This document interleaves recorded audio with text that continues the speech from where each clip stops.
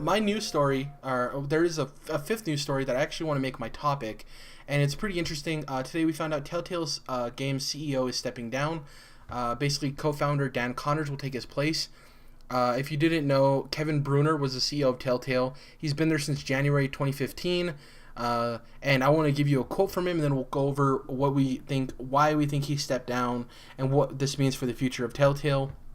So basically he stated, "We've grown aggressively since Telltale's inception, and now Telltale is bigger than I ever dreamed it would be." Bruner reportedly said, "There are many possible futures for Telltale, and all of them are exciting and uniquely challenging. The time has come to pass the reins to someone that can better drive Telltale to the next level and realize all the potential that is here." Just going based off of that quote, you don't want to read too much into people's words. I really think that Telltale outgrew Bruner's comfort level as far as a CEO.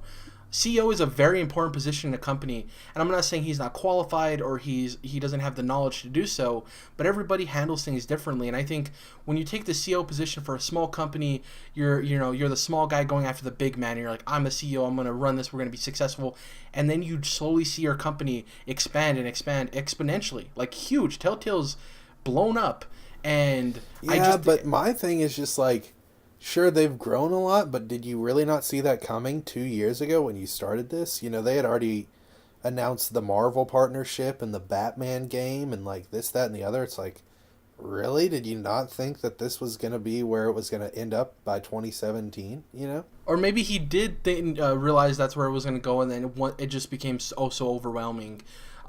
They handle a lot of partnerships.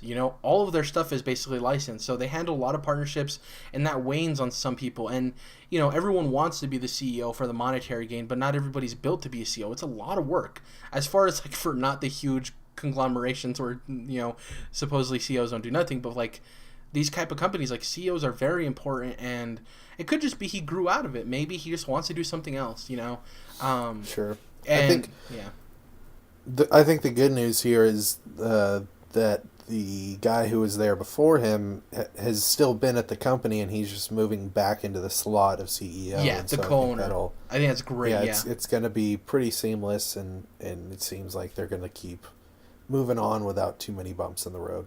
Exactly. And also, going along with Telltale, it's either today, the day of recording, which was March 16th, or tomorrow, they're doing the first gameplay reveal for Guardians of the Galaxy, which is great. I don't need to see too much of the game. When I know a Telltale game's coming, I already know what to expect. We did get an announcement of the voice cast, a lot of really cool voice actors. No one that is super familiar in the sense of previous Telltale games. There's no like the Troy Baker cast or the Laura Baileys or anything like that. But some interesting choices. And we did get confirmed, Jordan, what we kind of talked about last week. There will be 5 episodes. Each one is going to be played by, you're going to be playing one of the members of Guardians of the Galaxy. And the biggest talent, I should say the biggest voice talent I'm excited for in this game, Nolan North is voicing Rocket Raccoon. I think that's awesome. Hell yeah. Yeah, I think that's so great. But as far as just Telltale, I think when you have a CEO leave and somebody's going to be taking the place, you want it to be somebody from the inside. The worst thing that can happen is that you hire an outsider. And it's not that the outsider can't do the job. It's just you want somebody who knows the company, right?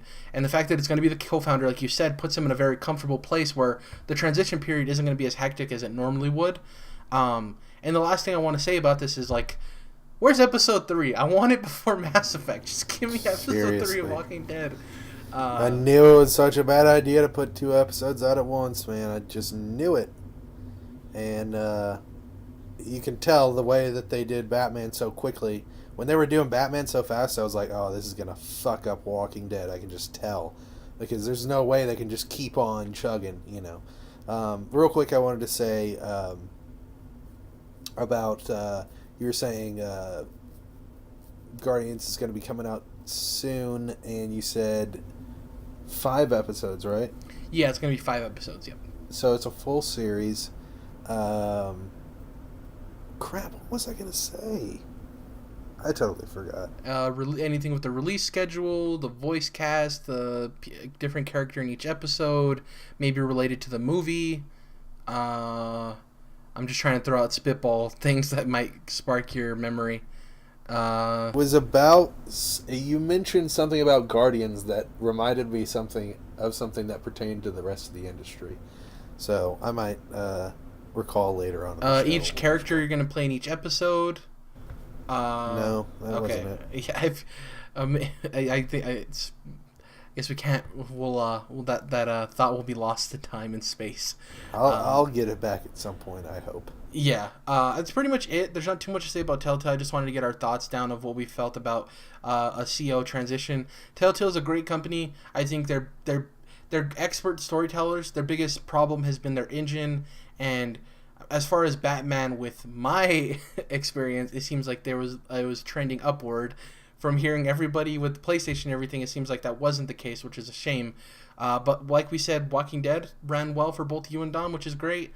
Yeah, I watched the Easy Allies talking about Batman the other day on Frame Trap, and they were saying Batman was their worst running Telltale game ever as well. So It's so interesting. They all play on PlayStation as well. So yeah, I think Telltale is a great company, and I don't think their flaws are necessarily crazy. But I think Batman is a very good example of the worst it can get.